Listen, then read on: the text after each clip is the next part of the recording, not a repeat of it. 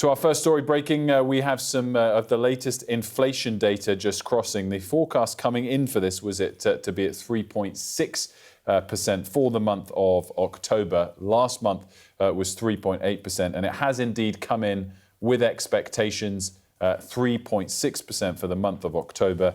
As I said, that was what was expected. September had been higher at 3.8%. Core CPI, which strips out volatile energy and food, came in at 3.4%. That was also what was expected. Let's get straight out to Gurpreet. She's in West London for us. Gurpreet, bring us some of the key takeaways from this data that's literally just crossing. Yeah, it's literally just dropped, but I think there are a few things to point out here. Yes, the headline rate of inflation has come down from 3.8% to 3.6%. That will be viewed as good news, particularly as some of the kind of underlying data points in this release, which are literally just coming through, suggest that inflation is cooling. But the inflation rate, as you know, is still significantly above the Bank of England's 2% target, and policymakers at the bank will have that at the back of their mind before they make their decision next month on whether to cut interest rates. But nevertheless, this is a step in the right direction and a sign that we might be over the worst of this recent surge we've been seeing in inflation. For some time now, economists have been telling us that this is a hump, that this rise in inflation is being driven by temporary factors that will settle down.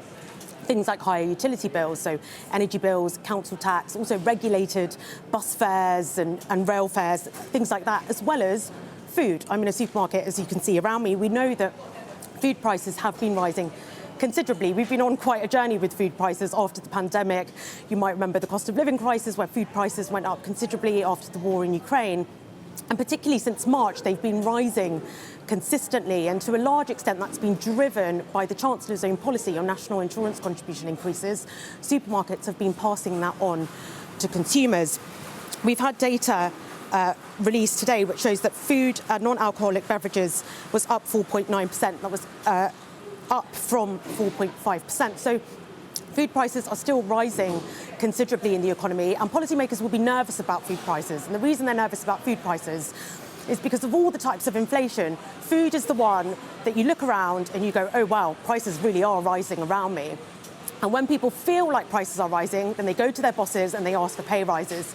And policymakers fear that that could lead to what they call a wage price spiral, whereby higher wages cause you to then higher prices cause you to then demand higher wages, and the spiral goes on. But the bank will be weighing up all this data today, along with evidence last month that inflation fell faster than expected, or at least the result was coming in better than expected. They'll be weighing that up against other economic data, like joblessness data. We know that the unemployment rate is rising, that jobs are disappearing from the economy, and it should give them confidence to cut interest rates in December.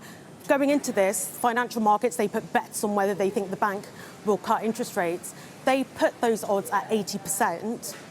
It's likely now that probability will go up, particularly as we've got data on services inflation, which is underlying inflationary pressures in the economy. The services sector, as we know, is a major employer in the UK. That data also came in better than expected. And of course, all of this has added salience in the days running up to the budget. The Chancellor will be looking to grab onto any good news that she can find. She can now point to falling inflation, even if she'll have to wait till after the budget for a potential cut in interest rates.